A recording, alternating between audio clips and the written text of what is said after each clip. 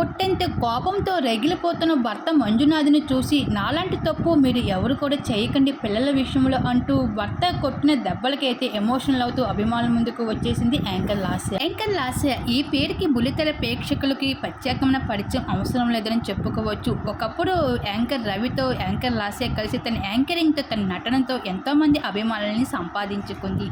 అయితే యాంకర్ లాస్య మంజునాథ్ అనే వ్యక్తిని ప్రేమించి పెద్దలు ఎదిరించి మరీ భర్త మంజునాథ్ని ఎంతో ఘనంగా పెళ్లి చేసుకుంది. అయితే పెళ్లి తర్వాత ఇండస్ట్రీకి పూర్తిగా దూరం అయిపోయింది.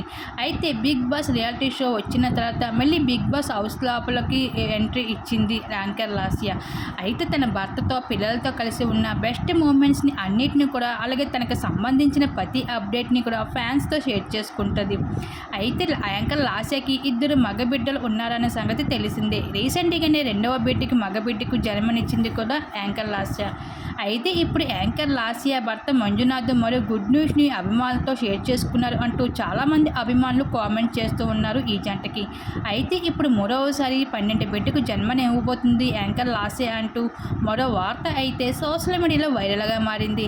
అయితే అది ఎంతవరకు నిజం కాదు అంటూ యాంకర్ లాస్య అయితే చెప్పుకుంటూ వస్తుంది. అది ఏమిటి అంటే యాంకర్ లాస్య తన యూట్యూబ్ ఛానల్లో తన భర్తకి తెలియకుండా ఫ్రాంక్ వీడియో చేయమని అభిమానులు అడగడంతో ఇంకా యాంకర్ లాస్య అయితే తన భర్త మంజునాథ్కి తెలియకుండా తను ప్రెగ్నెంట్ అంటూ తన భర్తతో చెప్పుకుంటూ వచ్చింది. ఆ తర్వాత అదే ఫ్రాంక్ వీడియో అని తెలియడంతో భర్త మంజునాథ్ అయితే యాంకర్ లాస్య మీద చాలా సీరియస్ అవ్వడం జరిగింది.